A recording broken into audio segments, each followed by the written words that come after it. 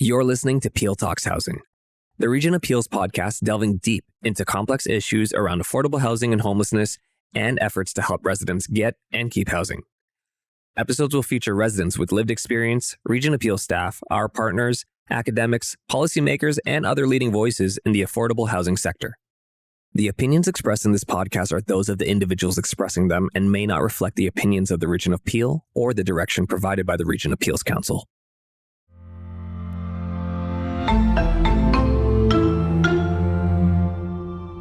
Hey, and welcome to Peel Talks Housing, a podcast where we take a deep dive into affordable housing and explore how we can improve the system in Peel. We're glad you could join us as we bust some of the myths around housing and highlight excellent examples of best practice. I'm your host, Axel Villamil, and on this episode, we will focus on the YIMBY movement. YIMBYism is an approach that stands against NIMBYism, the not in my backyard phenomenon. The YIMBY, or yes in my backyard, position supports increasing housing supply in places where housing costs are unaffordable to many residents. We are joined by our four guests in the studio today. I'm Jamie Shipley from Canada Mortgage and Housing Corporation, and I work at Partnership and Promotion, the Outreach Department. I am Fay-Anne McCrae. I go by Fay. I'm a resident of Caledon, and I'm an independent contractor. I work as a law clerk at the moment. I'm Sylvia Harris. I'm a development manager at Flourish and also Indwell. Graham Cubitt's my name. I'm the Director of Projects and Development with Indwell and also the new president of a company called Flourish. I'm very glad that we can be here to talk about such an important topic. So let's start off right off the bat. I'd like for all of us to share a little bit about your personal life with NIMBYism, whether it be from your personal or professional life. Jamie, if you'd like to go first. I actually have a couple examples that I'm living through right now that I can comment on. And the first one is near my home, and there's opposition going on to new development currently in my neighborhood that, and I'll just highlight a couple of points that I found out from doing my research and looking into this, and I think it kind of puts a staple into what we're going to talk about today. And the big thing that I found out when I looked into the opposition was when I did my research, and one of the first things I did is I went and walked by the site where the new development was happening. I found out that I was getting a lot of misinformation to the point where I couldn't tell if it was a 10-story building being proposed or a 12-story building being proposed. There was a difference of 2 stories. So once I did my research and looked into it further, which is going to be my point here today, I found out that it was not a 12-story building as advertised on the community group that's opposing this. My second point is they're very savvy. They're on social media. They've set up a website. They have street signs all over the place. They're very, very organized, and there's a couple hundred of them. But the information that they have were wrong. The other information that was wrong is it does include some affordable housing that exists. And in the initial communication that I got, it was informed that these people were going to be relocated to 5 kilometers away, which is unacceptable. But when I looked into it further and I went to the first public meeting, which is there's public meetings, go to them, get the information. I found out that no, they're not being relocated. They will have units in the new development. So essentially, affordable housing is going from a unit. There's 3 buildings there that were constructed in the 60s, 70s, and we all know what they would be like, a 3-story MERP, a multiple unit residential, to a brand new building that has commercial on the main level and residential above. But it was the old planning where we would have commercial, then we'd have residential, then we'd have maybe commercial again, residential on one side, commercial on the other. So it's a bad design because it's broken, and it just doesn't suit good development when you're driving down the road or have a business there. So the redevelopment that includes residential on the first floor and commercial on the first floor and residential above makes a lot of sense because it just creates a better streetscape and environment for living, walking, all the stuff that we know about that for sustainable communities that it hits. But the opposition, of course, is from the neighborhood that has adjacent streets that are behind that are all large single-family homes, and the issue is density. And then we hear the same comments that we always hear that it's going to tax the infrastructure, it's going to tax the natural environment, density is bad. traffic. It's going to increase traffic. And if you listen to the experts, they have experts that are looking at the traffic studies and you've got to trust the experts. But I'll just give you a comment that was made in the public meeting to give you a sense of where people are thinking. And this comment came from a resident, and his point to the councillor was when he bought his house 30 years ago, the assumption was he was going to live in a single family community. So this shouldn't be happening. This is change. And that's his reason for opposing it. So I just wanted to bring that up as my personal story of what I'm dealing with now, which probably I see a lot of people, same thing, right? So change is not good for people. So for my neighborhood, I've been there just over about 9 years. And moving there, I sense the experience of you're not welcome. Close, but on the outskirts in terms of services, going to the dentist or going to the chiropractor or the optometrist. Those were very, very supportive. But my concern about affordable housing has always been the cluster. And within that cluster, there's a specific number of people or class of people, if we want to say that fits there. And with that sense is where the pushback comes from the community.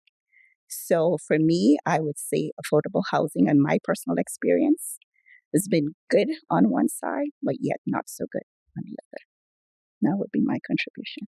So I've experienced NIMBYism mostly on a professional level. So Graham and I work for a company called Flourish, but it's only recently been launched or about to launch, but mostly it's been within the context of Indwell, which is an affordable, supportive housing provider. So we do both the development of the housing and then operate it and provide the supports in partnership with other community services for our tenants.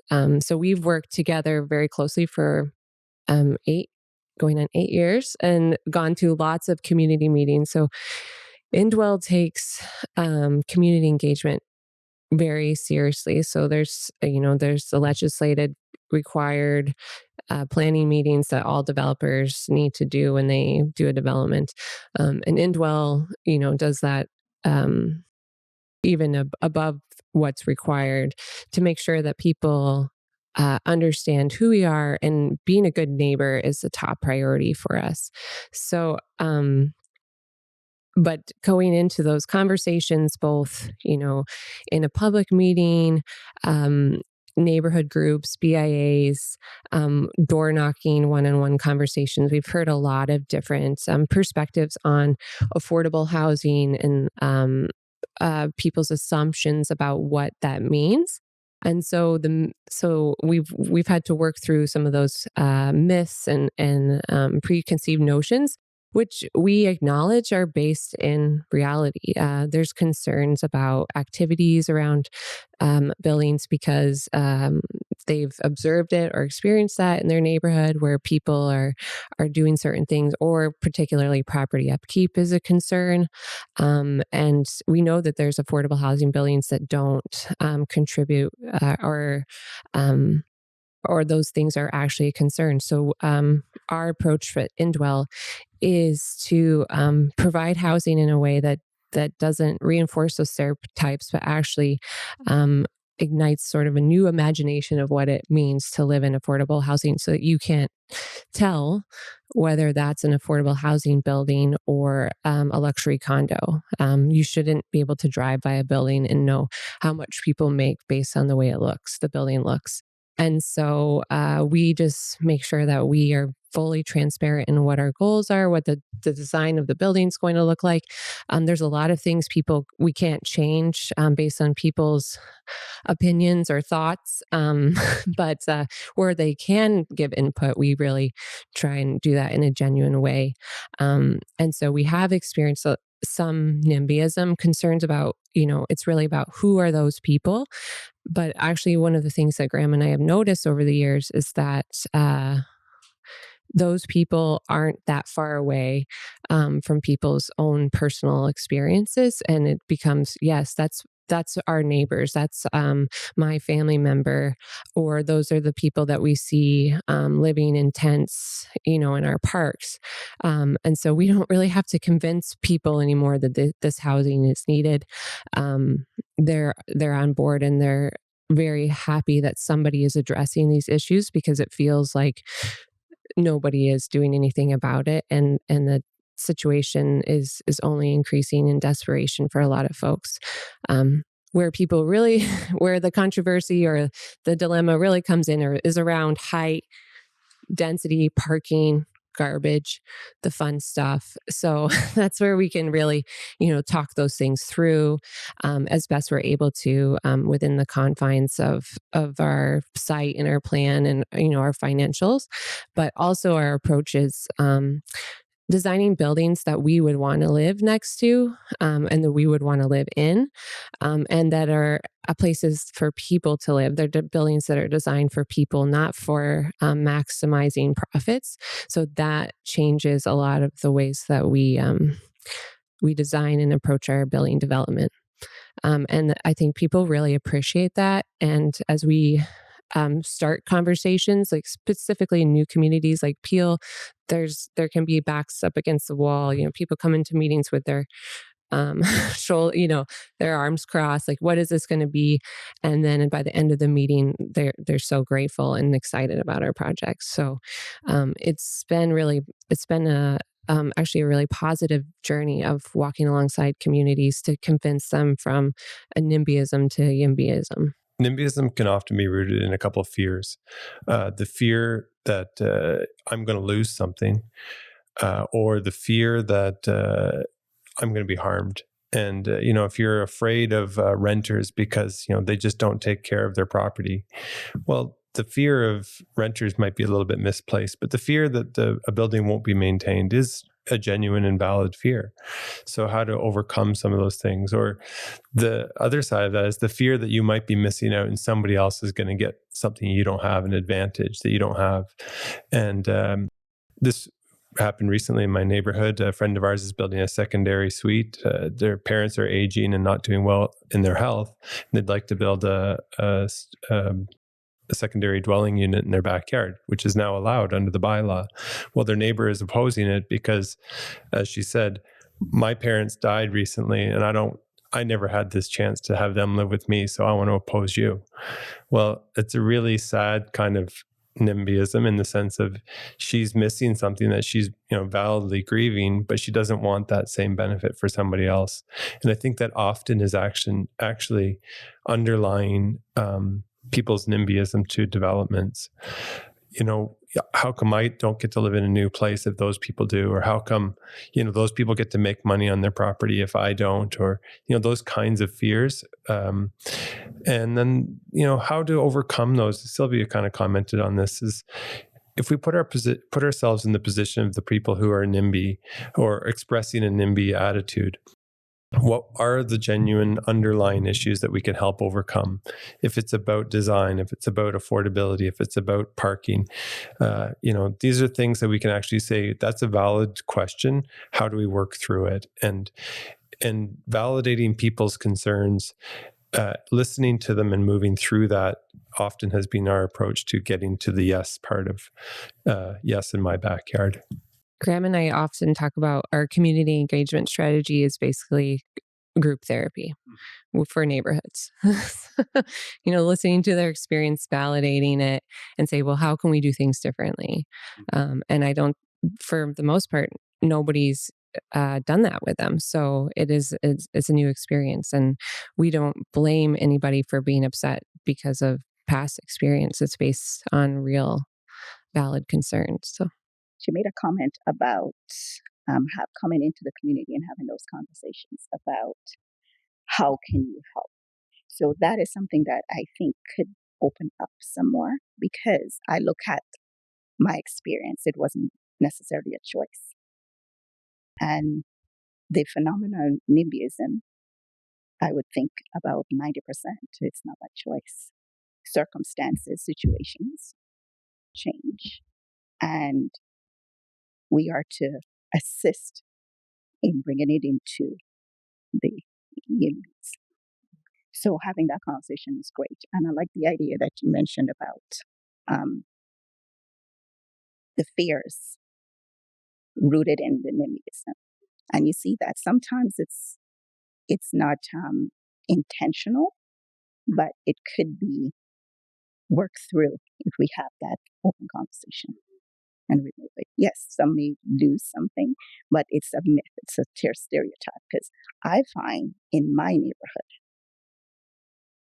eventually, or let's say after some time, you can see that, okay, this is not, or they're not the typical or the same. Yeah. So they become a little bit more, you can see how the fear is reduced. So, I mean, most of our tenants are dealing with some sort of marginalization, but primarily related to mental health. And that used to be earlier in our work something that we had to convince people that this is an issue. And we did that through a lot of stories and empathy building of that, to show that that our tenants are not that much different than each of us, or how close are we to a situation where we might need this kind of help, or relate. How many of us in our families have folks who are struggling with mental health, who aren't able to work, or who have been hospitalized, and just really getting people to be placed in those positions, or having loved ones placed, to shrink the gap between those people out there and myself, or people that I know and love and trust. And I think that is the key to having people open their doors, so to speak, or their neighborhoods to welcoming these types of developments. But then I think on the other end is that organizations or developers need to back that up with and be accountable to making sure that their developments do contribute to the neighborhood, and that they do continue to care about their buildings, and they do continue to take care of their tenants. And that's where Indwell puts a lot of resources into making sure that relationship is not good just when we're going through the planning process, but in perpetuity, that our buildings become part of the neighborhood fabric, that our tenants become part of neighborhoods or join neighborhood organizations, or provide services. So it's not just like we're doing a great job as a neighborhood by letting you live here, but no, it actually reverses. And people in this building actually can contribute and advance your neighborhood if we all allow ourselves that opportunity to reimagine what is possible. Absolutely. What are the common concerns, myths, stereotypes we hear when there's an opposition to purpose-built or affordable housing? CMHC has done some research papers and literature reviews on across this country and in the United States as well. And there are common themes, and there's about 5 of them, and maybe more if my panelists can step in. But there's always the as Graham said, there's the fear of being hurt. So it's the fear that my property value is going to be diminished because of this project. There's fear of increased traffic. There's fear of who's going to live there, whatever that may be. There's also fear of taxing the infrastructure, which is in a lot of cases actually the opposite. The infrastructure is not functioning at an efficient rate, and this actually makes it better. But I go back to fear of change, but those are some of the more common ones. I know I'm missing a couple, but for the most part,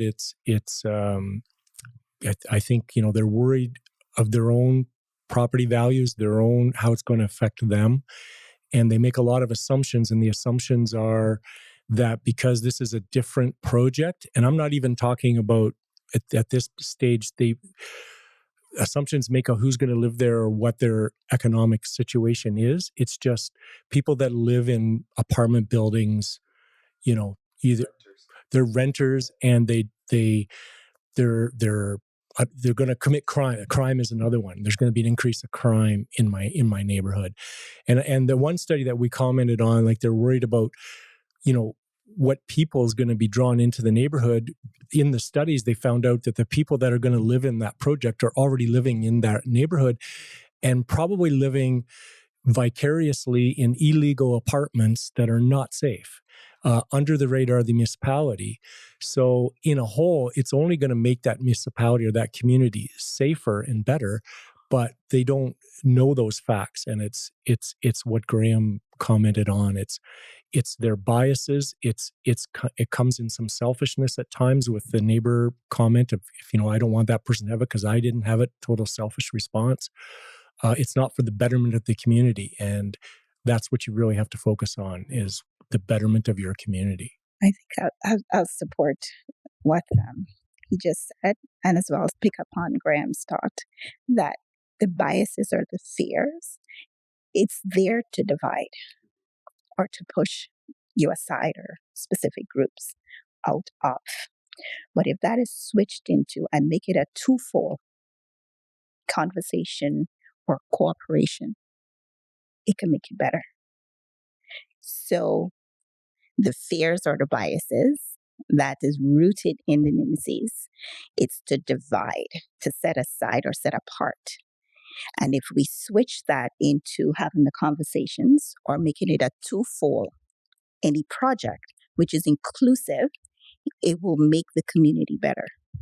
For instance, the myths that are surrounding affordable housing or apartments that are clustered, that births crime, or circumstances that are not so welcoming to the others on the outside. Try to change that by not building projects that are housing so many. Reduce the number and make it inclusive. And then from that, the community, and it can also switch into the EMCs. Yes, and I think it really is important to very proactively think through how does this project benefit? One, we have a cultural bias against renting. We valorize those who are homeowners, and a lot of government policy and such is around, getting people into home ownership, et cetera. There's really no cultural validation of being a renter. But a lot of affordable and just even any kind of rental housing is desperately needed. And people are struggling to find housing at a very basic level now. And so I think it is actually a point of commonality of getting people to yes, because all of us know somebody who's struggling to find an apartment, so we can use that as a point of commonality. I think there are tons of underlying biases, whether it's around race, ethnicity, gender, economic status, whether you have kids or don't have kids. And those are also factors that really lead to NIMBYism. Oh, we've had people say, well, we don't want kids in this neighborhood because it's going to overrun the school. You're like, oh, that school's about to close. It needs enrollment. So there's people are so confused even in their own opposition to projects. But when you try to say, well, what is the actual underlying thing? Well, this street's dangerous. Traffic goes too fast. That's really why I don't want kids on this street. You're like, oh, well, there's other interventions besides not building rental housing that would get to street calming. So let's talk about those interventions. And then, sometimes people they just react against something because they don't know what the real solution could be. And part of our conversation in projects is actually rooting out what is the underlying fear. If it's about drug trafficking, okay, well, we also share that issue. We also share that fear. And so there's other things we can put into place. It's not that renters are drug users. Homeowners use drugs too. It's not that renters bring crime. Crime is all kinds of things. So what are the mechanisms or the responses we can use as a community to have a safer community, a better community, a more fun community, more beautiful community, and then try to build around those commonalities rather than the things that people may have genuine, worries about, like traffic. I think it's been, so if in the context of Indwell in Peel, it's actually been an interesting one for us, a humbling one for us, and a surprising one, because we did make a lot of assumptions around our project on Lakeshore and Port Credit, and the sort of neighborhood reception that we would have and not have, given the demographic and the prestige of Port Credit area. And actually, it was completely opposite of what we expected. So we expected a lot of NIMBYism. We expected a lot of neighborhood opposition, and we were on the BAA, so we expected that there would be concerns about that. But it actually probably was one of the most welcoming communities we've moved into.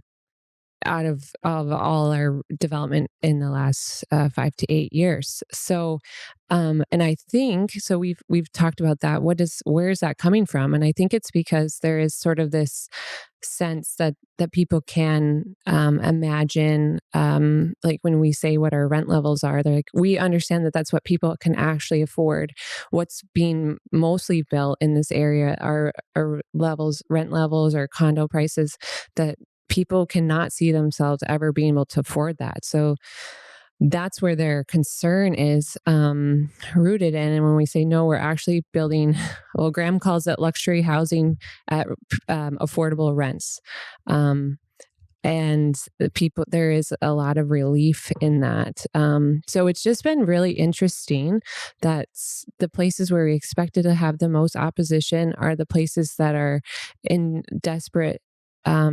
have a desperate sense of the affordability crisis. And that when there's luxury condos coming in, their concern is that makes my home actually even more unaffordable in terms of the property value, the property tax that I'm going to have to pay. And the impacts of gentrification around that are real and felt. So when you come to a neighborhood like that and they're able to provide something that's alternative to luxury condos, people are really welcoming to that. So just to throw that experience, it was a surprising one. And we have lots of different experiences in, rural areas to mid-sized cities. Peel is probably our largest community that we're in. But we've had a lot of neighborhood reception. So why do we need purpose-built or affordable housing in Peel and across Ontario? Personally, for humanity. That's the top of the list. And to maintain, I would say, dignity for especially those who are coming from being used to a certain level of life and going through a hump or a transition. So yes, that's one. Then we do have a culture or a group of people who are growing up. We have to consider those. And Canada has been an amazing place that is so inclusive in allowing people to come. So I think it is needed. However, the policies that surrounds it, and it's the regulatory body that governs it, just need a few tweaking here and there, and will support, especially CHMC. Yes, it's to eliminate some of the socio barriers certain groups of people are faced with, and it will allow them to have some, not necessarily ownership, but belonging, to fit into a community and feel welcome and feel that, I can live here and feel comfortable and feel a part of.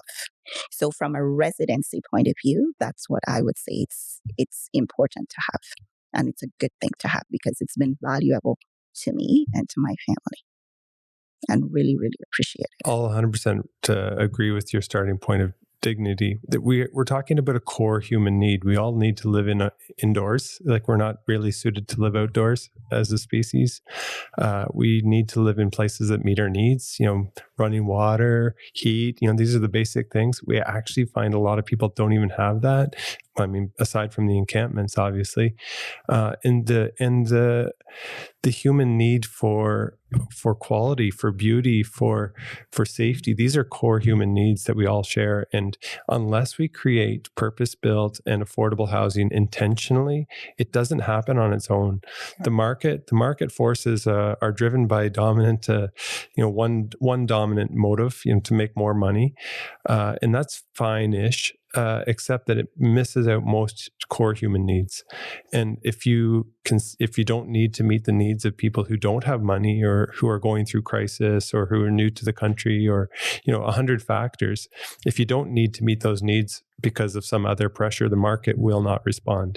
And we see this everywhere in Ontario now, everywhere across the country, that homelessness is real in small towns and big cities. And beyond the street homelessness, the people who are couch surfing are paying almost all their income in housing. And I think that the challenge we have is that as a society, we actually have to make a choice to do something that's outside of the market. We can't just leave it up to, the traditional developers to build rental housing, because it won't meet the needs of people who are working full-time, making $20 an hour. The cost of construction is too high now. The land costs are too high, other factors. And so we can't, unless we use some non-market mechanisms, government investment, charitable investment, other kinds of things, to bring down those costs of housing, unless we do that intentionally, it just won't happen on its own. And that's why we need purpose-built and affordable rental. So 100% agree with everything. And I'll just take it to a different level, because we at CMHC, we're delivering the National Housing Strategy. We're doing a part of that strategy is also a lot of research and a lot of innovation. And in my job, I deal with a lot of municipalities. So the question about, why does Peel need this? It's not just Pitt, it's every community in Ontario they do. And I get calls from mayors saying that they're in a housing crisis. I get calls from municipalities. We deal with economic development officers that are trying to build their community. They want their community to thrive. They want to attract new industry to their community, but they don't have a labor force, because we're not talking high-end jobs. We're talking jobs that could be a little bit better than minimum wage. And if you can't provide a labor force, and you won't have a labor force if you can't provide housing, then you're not going to get the industry to move to your these are cities that are calling us, that are looking. They haven't, they want growth. They want economic growth. And in order to have that, it's directly tied to affordable housing. If you don't have affordable housing, you will not get the new industry that's required, because not all the new jobs that we talk about are great, high-paying professional jobs. They're just not. There's a lot of opportunities. It's a scale. So I call it diversity in economics. You got to have the diversity in the economics in order for your entire community to thrive. And that's just another aspect of why you do it. And we have stats that when you build new development, and by the way, everybody's hearing about affordable housing and it's a crisis. And we know that the answer to this is we need more supply.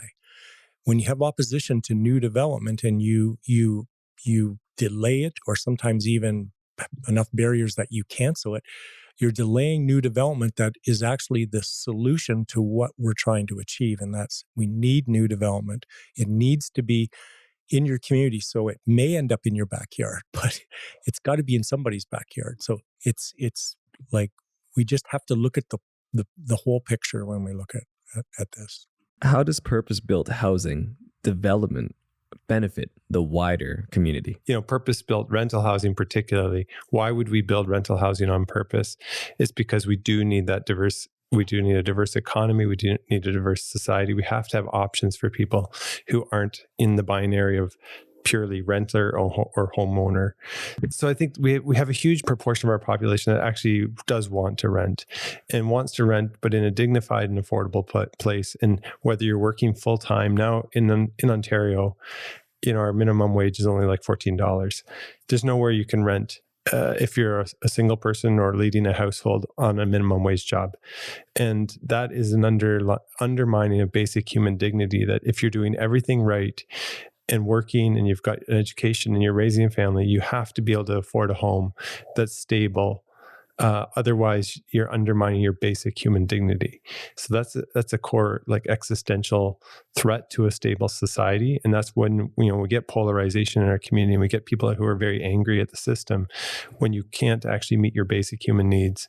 I think the other thing is that it does actually create a ton of jobs. Like building new housing, we figured out that it's about one full-time year employment for every apartment we build.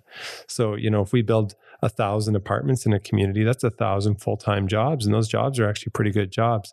And the more opportunity we can create to have a reliable stream of supply, to your point, Jamie, about projects not getting canceled, we can actually create pathways for younger people to get into trades. For particularly, women are very underrepresented in the construction industry. How do we get more women into trades? Because they are good jobs. Well, you need to create a reliable pathway for people to enter that workforce. And it can't be sort of all contract based. It can't be sort of like fend for yourself, fight your way to the top, because then it will only be those who have family networks. And so there's many opportunities that building new rental housing could present if we capitalize on it in the right way. It's just to piggyback on that, and on the supply side and the job creation through development, you can't participate in the labor force unless you have a home. And so we've actually seen that in our buildings, where when people have stable, affordable housing that is secure, and a landlord that cares about them, they can advance in all kinds of ways. It may take time as their mental health stabilizes or their life stabilizes, but we've seen people go back to school. We've seen people get jobs. I think 25% of our tenants who didn't work before are now participating in some sort of work outside their home, either through paid or volunteer, which is amazing to see. And one of our buildings, how many people work at Unilever? 25% of one of our buildings works at one industry in town, because that place is always hiring, and our tenants got stability in their lives despite their mental health issues. And they're like, this is great. We can all get jobs at this place. I see that happening too in my city, a new building. And with that, you see more grocery stores opening and the young people getting jobs. And you can see the self-worth is coming out because you feel you're contributing as well as you're benefiting. I think this is a particularly overlooked area about young people finding stability and being able to advance in their life. Because I was talking to a young person the other day. He's 19. He just started college this year, has had a very unstable sort of family situation. It's his first time living on his own, but he can barely afford his rent. He's living in a sort of a 3-bedroom student place, and the landlord's charging him, I think it's $935 a month for a bedroom. He's like eking by on what he can make and stay in school. But to think about, here's somebody who's trying to go into college, trying to study in business, a racialized young person, so they have lots of other barriers, and they're being charged an unaffordable rent. And you think, like, there's so many barriers in front of them, but if they had stable housing that they could afford, they have all the personal ambition to be successful. And I think we're very often overlooking these young people's challenges and not setting them up for success. Yes, the voice, or that's a gap for the young people, because I have my 3 are 16, 18, and 20. And the desire, you can see that it's there, but then you see the rejection when the expectation to acquire similar to their peers is not being met. And then being the parent on the side, I have to be that cheerleader and figure out a way how to direct them into something that will make them feel belonging as well. So I agree, yes. And again, it's based from fears and the myth or the stereotype that is built on, I would say, factors of no control of our own. And the one thing I always base my perception is, and I ignore many of it, is because I didn't choose to look the way I look. So why do you treat me a certain way? So I build the same thing in my children. If this one give you that pushback in that area, just move on to the next, because you didn't choose it. In terms of the economic side of it, if you don't give us the opportunity, how do you expect us to? So it's the same thing with the youth in that area, and those that I've advocate for over the years and try to have a voice, because I worked as well in a program under the Canadian Training Institute. It's called Breaking the Cycle, for youths who marginalize and have spent time, say, in the system and had to come out now. So to find resources to help them to rehabilitate. We're not condoning what they have done, but they need an opportunity. They're human beings too. So giving them the opportunity also is rooted in affordable housing. Because once you are able to have something of your own, especially where you can call home, you would have that motivation to go out and do something positive. So I absolutely agree. There's a gap there that definitely need more conversation. Not just necessarily conversation as well, but taking it to the next step, acting on it, doing something about it. How much growth could Region of Peel accommodate if little to no opposition existed? So secondary suites is the number one opportunity for growth. The province has created a new mandate for all municipalities to create a secondary suite bylaw. So, basement apartments, secondary dwellings, alley houses or laneway garden suites, different options, whatever. That's the number one route that communities could use because it diversifies the supply chain. It takes it out of the hands of a few developers and puts it in every homeowner's court to actually do something. And also, and to your point about underutilized services, to add an apartment to your home doesn't change really the servicing requirements in the neighborhood. You don't have to lay new sewers, you don't have to lay new hydro lines, all that kind of stuff. So that's the number one thing. And that could easily be acted on with very minimal incentives. I think that in terms of the infill though, Peel region, much of Peel region is actually fully built out. Mississauga's boundaries are pretty fixed. And so we have to sort of start building inwards. That doesn't have to just be upwards like, square one or whatever. In many neighborhoods, you can get beyond 2 stories and go to 3 or go to 4 without destroying the neighborhood, so to speak. And so I think so many times old plazas, every fire hall that needs to be, retrofitted or rebuilt should be rebuilt with 4 stories of housing over top of it. Easy, and there's so many opportunities like that. I think they can come out to Caledon because there's so much empty land in Caledon. Mm-hmm. But I find that within my city, there's some pushback for housing there because it was considered, exactly. So we've just had our first building beyond 3 stories completed. And prior to that, the town halls, there was pushback. The residents was not so welcoming of it because of the same fears, It may pull the value down, but quite the opposite happened because not just that came. There's factories and, other businesses that came as well and create opportunities. So the community, I think, had experience of the more positive than the negative that, the fear was pushing. To not have that. I think one of the elephants in the room is parking, actually. And so when we look at opposition to development, it's not actually from the outside in terms of the neighborhood and the community, but it's internal to cities and municipalities, even the region. And parking and garbage end up being like the biggest challenge that we have to work through to make sure our housing is relatively cost effective, because when we have to go underground, it adds to the cost significantly.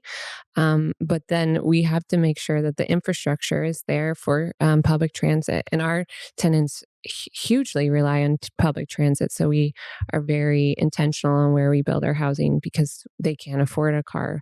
But then we have to go through so much process and convincing to get relief from parking bylaws.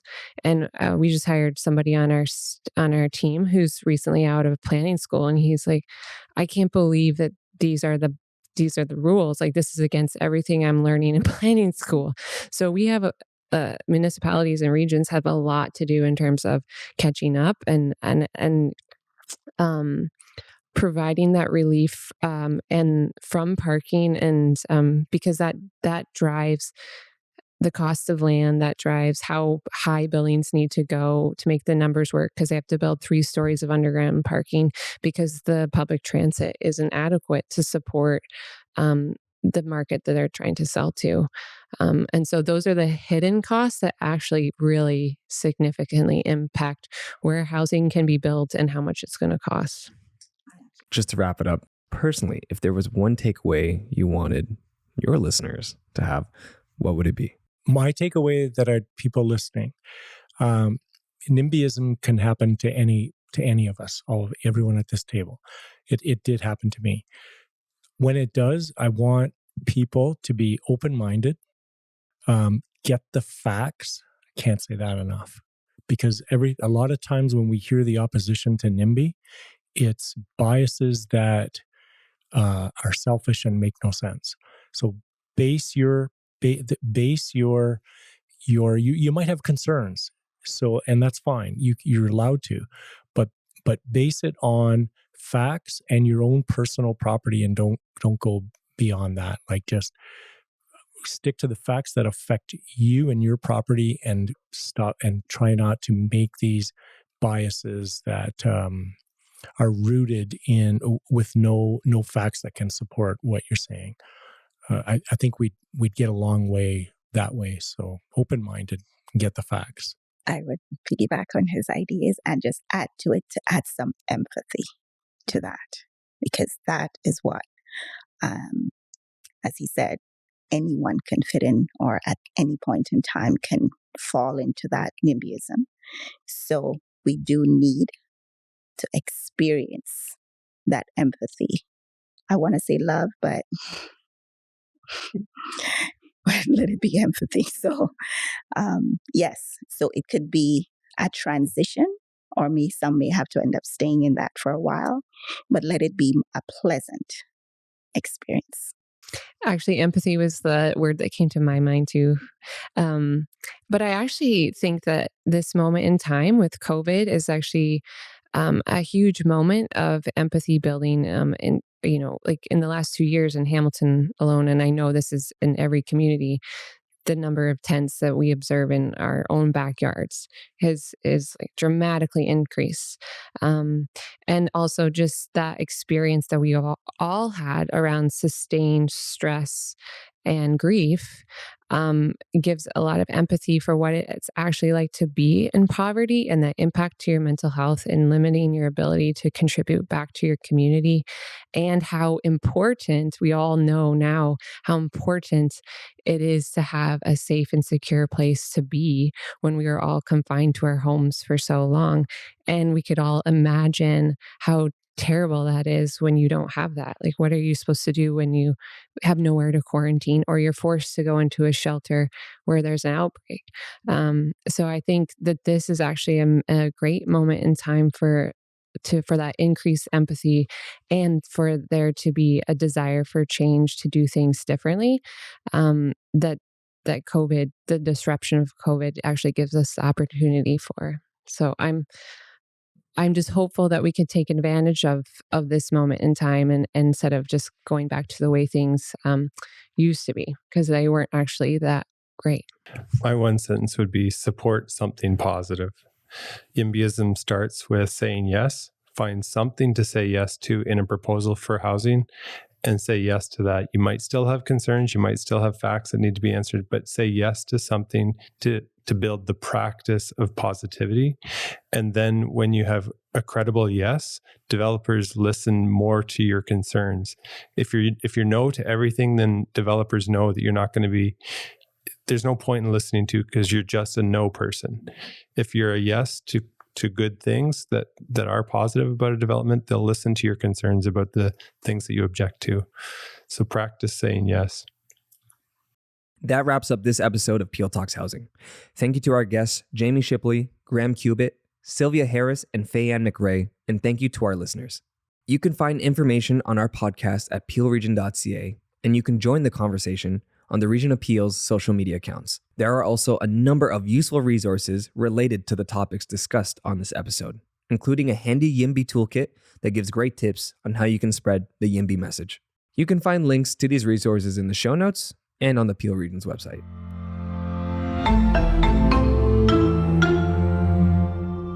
The opinions expressed in this podcast are those of the individuals expressing them and may not reflect the opinions of the Region of Peel or the direction provided by the Region Appeals Council.